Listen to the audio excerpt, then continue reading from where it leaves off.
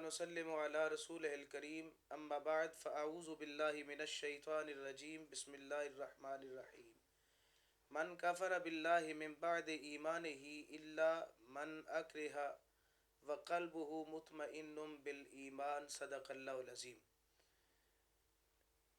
حافظ آبادی سید زادے official face بک page پہ آج لب کشائی کا موقع میسر ہو رہا ہے۔ پوری ٹیم کو مبارکباد پیش کرتا ہوں اور جملہ ناظرین و سامعین کو دل کی اتھاہ گہرائیوں سے رمضان کی بابرکت ساعتوں کی مبارکباد پیش کرتا ہوں۔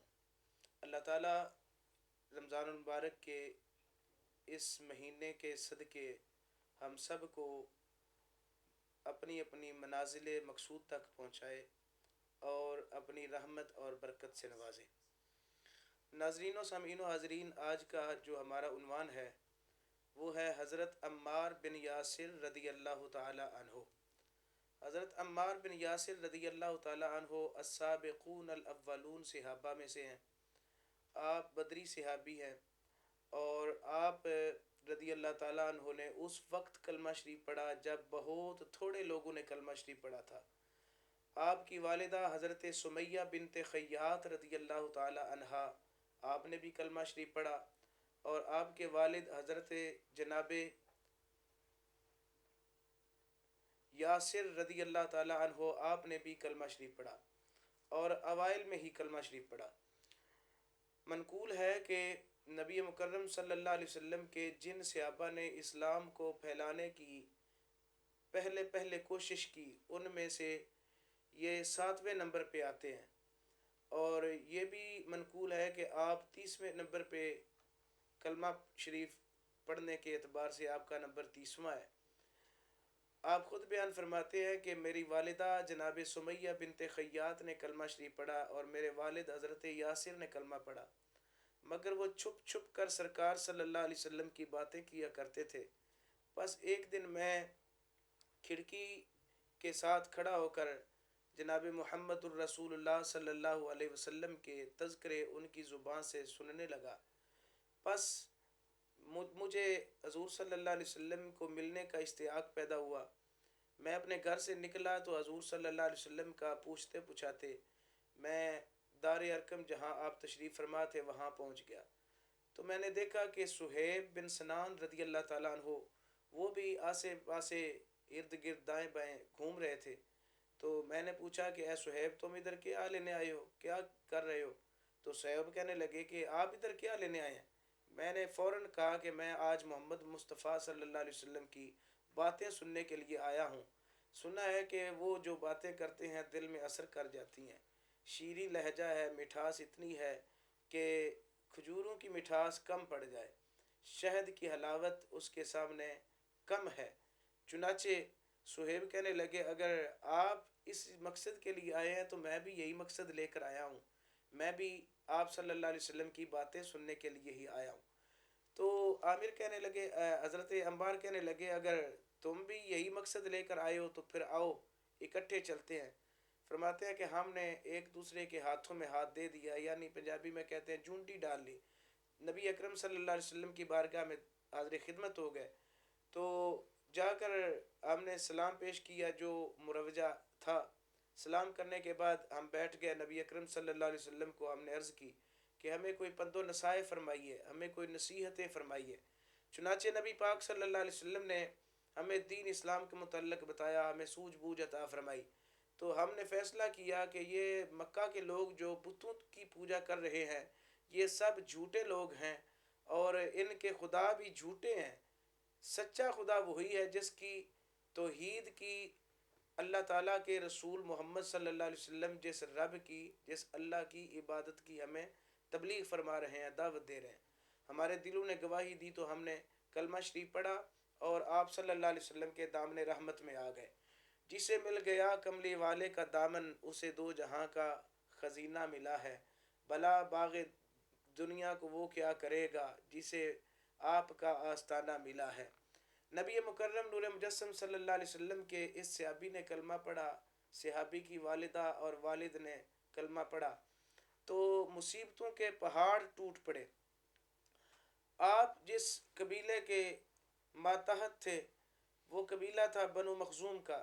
مخزومیوں نے آپ پہ دعویٰ بول دیا کہ تو نے محمد صلی اللہ علیہ وسلم کا کلمہ پڑھ کر ہمارے ساتھ تو نے بغاوت کی ہے. چنانچہ وہ کہنے لگے کہ کلمہ چھوڑ دو. حضرت عمار بن یاسر نے فرمایا کہ ہم کلمہ نہیں چھوڑ سکتے.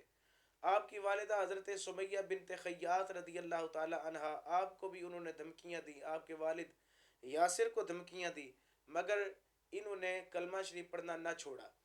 یہاں تک کہ ابو جہل مخزومیوں کو لے کر حضرت سمیہ کو گھر سے گھسیٹتا ہوا خانہ کعبہ کے صحن میں لے کے آ گیا اور کہنے لگا کہ کلمہ چھوڑو ورنہ ہم تجھے قتل کر دیں گے. حضرت جناب یاسر بھی دیکھ رہے تھے. ان کو انہوں نے قید کر لیا، شکنجے میں لے لیا، زنجیروں کے ساتھ جکڑ دیا. آپ عمار کو بھی انہوں نے جکڑ لیا زنجیروں میں، اور آپ کے ایک بھائی تھے ان کو بھی زنجیروں میں جکڑ لیا.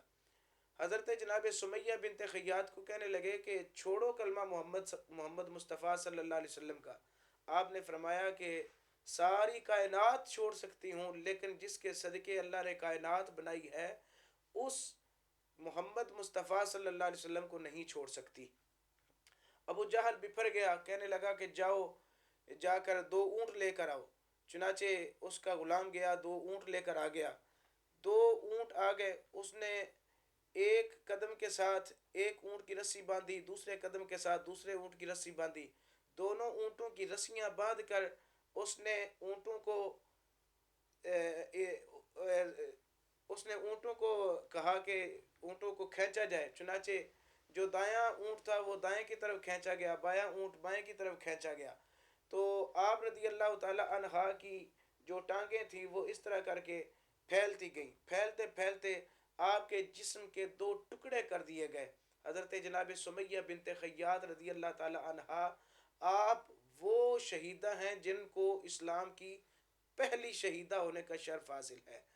چنانچہ نبی مکرم صلی اللہ علیہ وسلم کی اس کنیز کو، اس عقیدت مند کو اس طرح بے دردی سے شہید کیا گیا. سارا خاندان دیکھ رہا ہے مگر خاموش ہیں. نبی مکرم صلی اللہ علیہ وسلم کے صحابی حضرت عمار بن یاسر نے آ کر ساری روایات سنائی. حضور صلی اللہ علیہ وسلم نے فرمایا اللہ تمہیں اجر عطا فرمائے گا. حضور رو دیے اور حضرت سمیہ کے لیے دعا کر دی کہ اے اللہ سمیہ کی اس عقیدت کو، اسلام کے ساتھ اس محبت کو قبول فرما لے، اور ساتھ صبر کی تلقین کی. لیکن اس کے باوجود آپ کی والدہ کو شہید کرنے کے بعد بھی ابو جہل کا پارا ٹھنڈا نہ ہو سکا، اس کا غصہ ٹھنڈا نہ ہو سکا. اس نے پھر آپ کے والد حضرت یاسر رضی اللہ تعالیٰ عنہ کو شہید کر دیا. پھر مخزومیوں کے لے کر حضرت عمار بن یاسر کو ایک رمضان نامی جگہ پہ لے کر چلا گیا اور گرم ریت کے ٹیلوں پہ آپ کے کپڑے اتروا کر آپ کو ننگا کر کے وہاں پہ ریت پہ لیٹنے پہ مجبور کر دیا. آپ لیٹ گئے. نبی مکرم صلی اللہ علیہ وسلم کے اس غلام کو تکالیف دی گئیں، اتنی تکالیف کہ حضرت عمار بن یاسر فرماتے ہیں مجھے کئی دن بھوکا رکھا گیا، مجھے کئی دن پیاسا رکھا گیا، مجھے زد و کوب کیا گیا. میں ہوش میں آتا تھا تو پھر مارنے لگ پڑتے تھے. نبی مکرم صلی اللہ علیہ وسلم کا ایک دن ادھر سے گزر ہوا. حضور نے دیکھا کہ عمار بن یاسر رضی اللہ تعالیٰ عنہ کو مار پڑ رہی ہے. نبی مکرم صلی اللہ علیہ وسلم قریب سے گزرے تو رک گئے.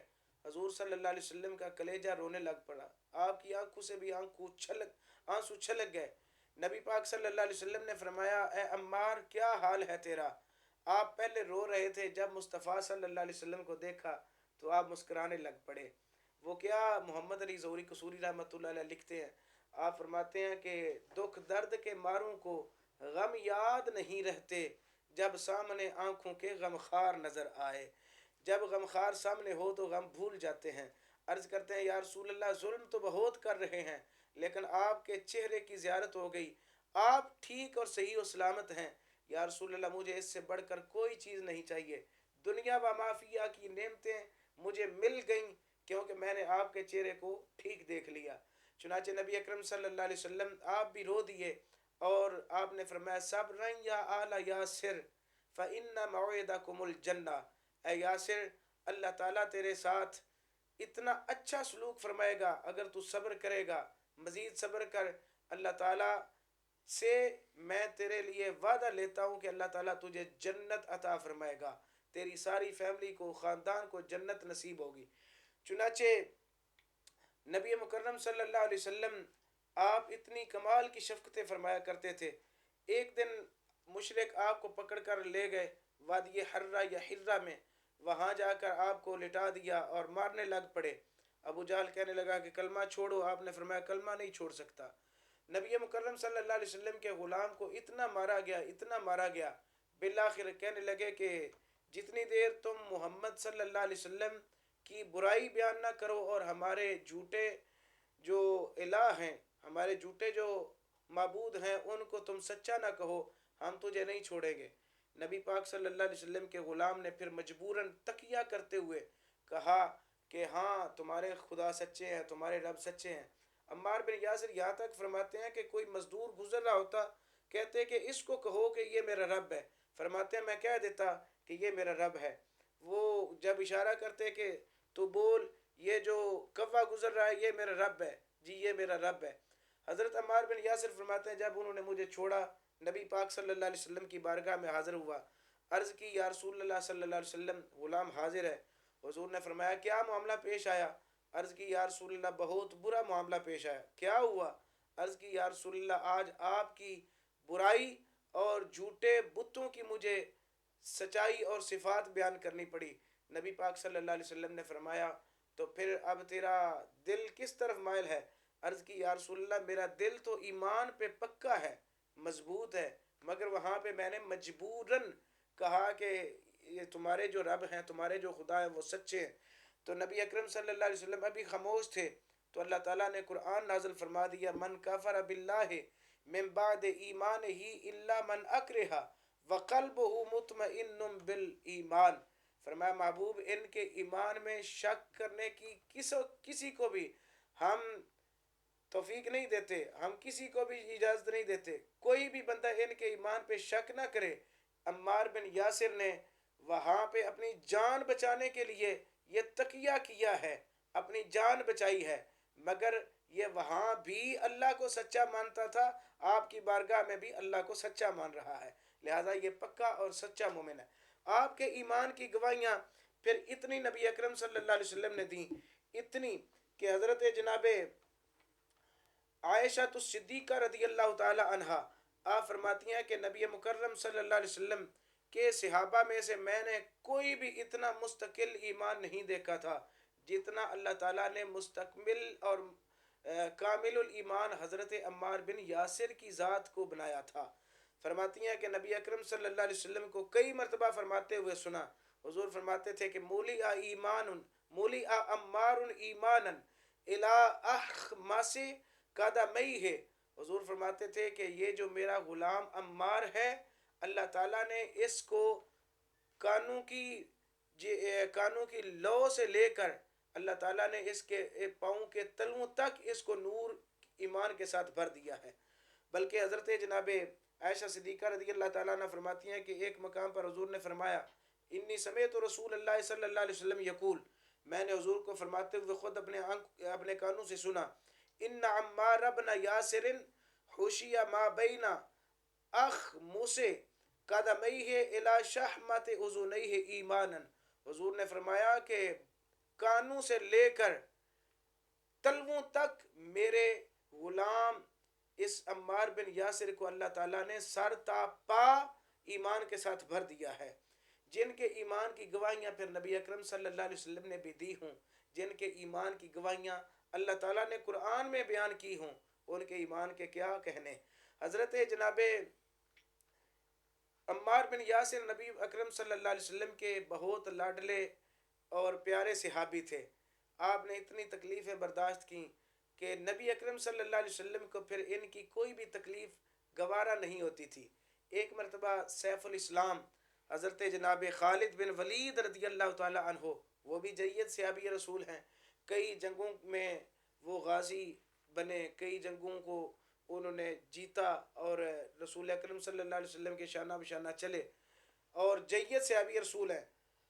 حضرت عمار بن یاسر رضی اللہ تعالیٰ عنہ کے ساتھ آپ کا کسی معاملے میں جھگڑا ہو گیا، تو فرماتے ہیں کہ میں نبی اکرم صلی اللہ علیہ وسلم کے غلام کے ساتھ جھگڑ پڑا کسی معاملے میں، میری تکرار ہو گئی، تو حضرت عمار بن یاسر نے بجائے اس کے کہ مجھے موقع پر جواب دیتے، آپ خاموش رہے اور نبی پاک صلی اللہ علیہ وسلم کی بارگاہ میں میری شکایت کر دی۔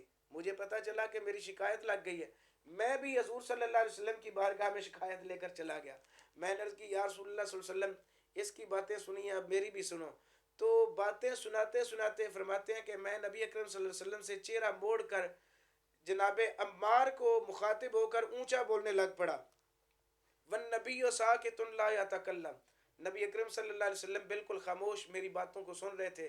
فبکا عمار، عمار جو تھے وہ رونے لگ پڑے اور رو کر عرض کرتے ہیں یا رسول اللہ صلی اللہ علیہ وسلم الا ترا ہو، یا رسول اللہ اب آپ نے اس کو دیکھا، یہ کیسے چیخ چیخ کر باتیں کر رہا ہے۔ خالد بن ولید فرماتے ہیں کہ نبی اکرم صلی اللہ علیہ وسلم نے اپنا سر اٹھایا، فرفع رسول اللہ صلی اللہ علیہ وسلم رأسہ، حضور نے سر اٹھایا، وقال من عادا عمارا عاداہ اللہ، حضور نے فرمایا جو عمار کے ساتھ عداوت رکھے گا وہ اللہ کے ساتھ عداوت رکھے گا، ومن ابغض عمارا ابغضہ اللہ، جو عمار کے ساتھ بغض رکھے اللہ اس کے ساتھ بغض رکھتا ہے۔ تو حضرت خالد بن ولید فرماتے ہیں کہ میں نے جب یہ کلمات حضور صلی اللہ علیہ وسلم کی بارگاہ سے سنے تو فرماتے ہیں کہ میں پسینے سے شرابور ہو گیا، اب میری مجال نہ تھی کہ میں سر اٹھا سکوں، میں چپکے سے خاموشی سے باہر نکلا۔ حضرت عمار بن یاسر بھی میرے نکلنے سے پہلے نکل چکے تھے۔ آگے آ کر میں نے عمار بن یاسر کو سلام کیا اور میں نے ان کے ساتھ لہجہ یہ اختیار کیا کہ مجھے معافی عطا فرما دے۔ فرماتے ہیں کہ فما کان شیء احب الی من رضا عمار، مجھے اس وقت حضور کی منہ سے، حضور کی زبان سے کلمات نکلنے کے بعد اس سے کوئی اچھی چیز نہ تھی کہ میرے ساتھ عمار راضی ہو جائے۔ فرماتے میں ان کے ساتھ ملا، ان کو سلام کیا اور معذرت خواہانہ لہجہ اختیار کیا، میں نے ریکویسٹ کی کہ مجھے معاف کر دیجئے، کیونکہ آپ کی ناراضگی اللہ کی ناراضگی ہے، آپ سے بغض اللہ سے بغض ہے، آپ سے عداوت اللہ سے عداوت ہے، اگر اس کے الٹ دیکھیں آپ سے محبت اللہ سے محبت ہے، آپ سے دوستی اللہ سے دوستی ہے، اے عمار مجھے معاف کر دیجئے۔ پس فلقیتہ فرضیہ عمار، میں نے جب ان سے بات کی، ملاقات کی، تو حضرت عمار بن یاسر راضی ہو گئے۔ فرماتے ہیں پھر میں نے ساری زندگی حضرت عمار سے کوئی بات ایسی نہیں کی جس کے ساتھ ان کی کوئی دل آزاری کا معاملہ بن جائے۔ یہ تھا حضرت عمار بن یاسر رضی اللہ تعالیٰ عنہ کا مقام۔ اور حضرت جناب علی المرتضیٰ رضی اللہ تعالیٰ عنہ، آپ روایت فرماتے ہیں کہ نبی اکرم صلی اللہ علیہ وسلم نے فرمایا کہ ہر نبی کو اللہ تعالیٰ نے چار چار نجیب، وزراء اور رفقا عطا فرمائے، چار نجابا، وزراء، رفقا ہر نبی کو عطا فرمائے گئے، یعنی برگزیدہ بندے، سیانے، عقل مند، ذی شعور اور بہت عقل و فہم والے، بصیرت والے، دانائی والے، اللہ تعالیٰ نے ہر نبی کو چار چار صحابی عطا فرمائے۔ حضور فرماتے ہیں کہ انی اعطیت اربعۃ عشرہ، سب نبیوں کو چار چار نجابا، رفقا، وزراء ملے، مگر اللہ تعالیٰ نے مجھے محمد کو 14 نجابا، رفقا، وزراء عطا فرمائے۔ نبی مکرم صلی اللہ علیہ وسلم کے صحابی حضرت علی فرماتے ہیں کہ حضور سے پوچھا گیا یا رسول اللہ ان کی لسٹ بیان فرما دیجئے، ان کی فہرست بیان فرما دیجئے، وہ کون کون سی آپ کے غلام ہیں جن کو اللہ تعالیٰ نے آپ کا نجیب بھی بنایا، وزیر بھی بنایا، رفیق بھی بنایا۔ حضور نے فرمایا سنو پھر، ان میں سے حضرت حمزہ میرے چچا اور میرے رضائی بھائی، حمزہ کو اللہ تعالیٰ نے میرا نجیب، وزیر اور رفیق بنایا۔ جناب جعفر طیار کو اللہ تعالیٰ نے میرا وزیر، نجیب اور رفیق بنایا۔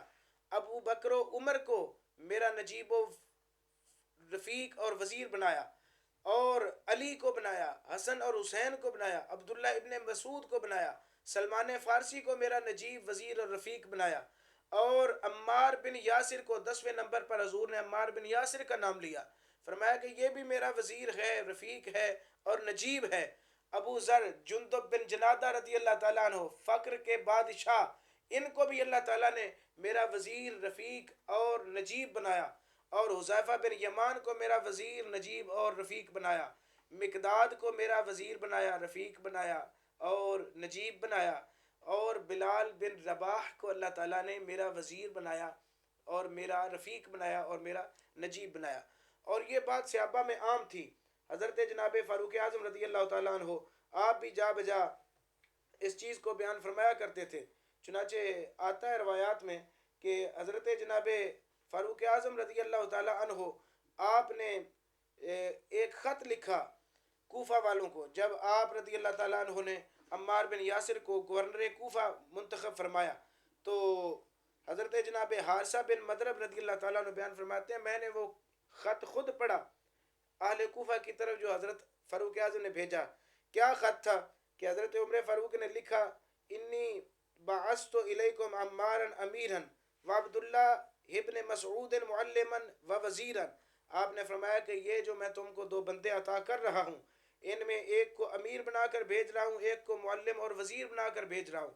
یاد رکھنا کہ جو عمار ہے وہ تمہارا امیر ہے، اور عبداللہ ابن مسعود جو ہے وہ تمہارا معلم اور وزیر ہے، اور ہمن نجبا من اصحاب رسول اللہ صلی اللہ علیہ وسلم۔ یاد رکھنا کہ یہ عام صحابی نہیں ہیں، یہ دونوں صحابی ایسے ہیں جن کو نبی پاک نے نجبا کی فہرست میں شامل فرمایا ہے، ان کو نجیب صحابی کہا جاتا ہے۔ فَأَطِيعُوا لَهُمَا، ان دونوں کی تم نے اتباع بھی کرنی ہے، اقتداء بھی کرنی ہے، اور بے شک ان کی جو اقتداء کرے گا، ان کی جو اطاعت کرے گا، وہ حقیقت میں مصطفیٰ کی اطاعت کرے گا، کیونکہ مصطفیٰ صلی اللہ علیہ وسلم کے یہ خاص شاگردوں میں سے ہیں۔ اسی طرح نبی مکرم صلی اللہ علیہ وسلم کی بارگاہ میں عرض کی گئی یا رسول اللہ صلی اللہ علیہ وسلم جب فتنے اٹھیں تو ہم ان فتنوں کے زمانے میں کیا کریں، فتنوں کے زمانے میں ہم کیسے چلیں؟ تو نبی اکرم نور مجسم صلی اللہ علیہ وسلم آپ نے حضرت حذیفہ بن یمان روایت فرماتے ہیں، آپ نے فرمایا اقتدوا بالذین من بعدی ابی بکر و عمر۔ حضور نے فرمایا کہ میرے بعد جب تمہیں اقتداء کرنی پڑے، ابو بکر کی اقتداء کرنا، عمر کی اقتداء کرنا۔ وَاهْتَدُوا بِهُدَىٰ عَمَّارٍ تَمَسَّكُوا بِعَهْدِ ابْنِ أُمِّ عَبْدٍ۔ حضور نے فرمایا کہ تم نے اقتداء ابو بکر اور عمر کی کرنی ہے، اور تم نے ہدایت عمار بن یاسر سے حاصل کرنی ہے، اور تم نے علم عبداللہ ابن مسعود سے سیکھنا ہے۔ یعنی ہدایت حضرت عمار بن یاسر رضی اللہ تعالیٰ عنہ کے مقدر فرما دی گئی۔ آپ وہ تھے جن کو آپ ہادی بھی کہہ سکتے ہیں اور مہدی بھی کہہ سکتے ہیں، یعنی آپ ہدایت وصول کرنے والے بھی ہیں اور آگے ہدایت کے چشمے تقسیم فرمانے والے بھی ہیں، ہدایت کا فیضان عطا فرمانے والے بھی ہیں۔ حضرت جناب انس بن مالک رضی اللہ تعالی عنہ آپ فرماتے ہیں المستدرک للحاکم جلد نمبر 3 صفحہ نمبر 138 پہ ہے، اور حلیت الاولیاء میں علامہ اصفہانی رحمۃ اللہ علیہ نے جلد نمبر 1 صفحہ نمبر 190 پہ لکھا۔ ابن عساکر صفحہ نمبر 309 جلد نمبر 3، نبی اکرم صلی اللہ علیہ وسلم کے بڑے پیارے صحابی حضرت انس بن مالک رضی اللہ عنہ فرماتے ہیں کہ نبی پاک صلی اللہ علیہ وسلم نے فرمایا اشتاقت الجنت اربعہ۔ حضور نے فرمایا کہ میرے 4 غلام ایسے ہیں جن کی جنت بھی تڑپ رکھتی ہے، جنت جن کی طلب رکھتی ہے، جنت جن کا اشتیاق رکھتی ہے، جنت خود چاہتی ہے۔ باقی لوگ ایسے ہیں کہ سب لوگ دعا کرتے ہیں یا اللہ ہمیں جنت عطا فرما، ہمیں جنت عطا فرما، لیکن اشتیاق کا کیا مطلب، تڑپ و طلب کا کیا مطلب یہ ہے کہ یہ میرے 4 ایسے غلام ہیں جن کو جنت مانگتی ہے، اللہ کے حضور جنت دعائیں کرتی ہے، اے اللہ مجھے یہ 4 بندے عطا فرما دے۔ کون کون؟ فرمایا علی، عمار، سلمان و بلال۔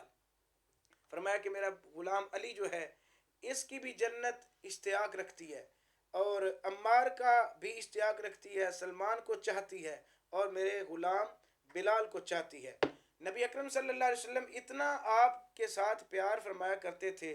حضرت علی المرتضیٰ ہی روایت فرماتے ہیں کہ کیا کہنے اس صحابی رسول کے ساتھ حضور صلی اللہ علیہ وسلم کی عقیدت و محبت، اور پھر حضور صلی اللہ علیہ وسلم کی شفقت اور مہربانیاں دیکھیے۔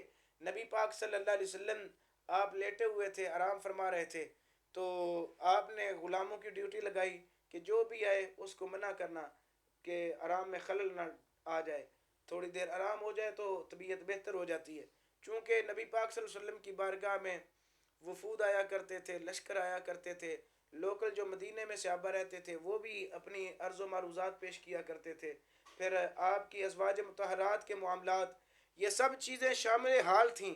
نبی اکرم صلی اللہ علیہ وسلم تھک جایا کرتے تھے تو آرام کی غرض سے حضور صلی اللہ علیہ وسلم لیٹے۔ حضرت علی فرماتے ہیں کہ جناب عمار بن یاسر ملنے کے لیے آئے تو انہوں نے آ کر کہا کہ نبی پاک صلی اللہ علیہ وسلم کدھر ہیں، میں آپ کی بارگاہ میں اسلام عقیدت پیش کرنا چاہتا ہوں۔ تو جن غلاموں کی ڈیوٹیاں لگائی گئی تھیں انہوں نے بتایا کہ نبی پاک صلی اللہ علیہ وسلم سکون فرما رہے ہیں، آرام فرما رہے ہیں۔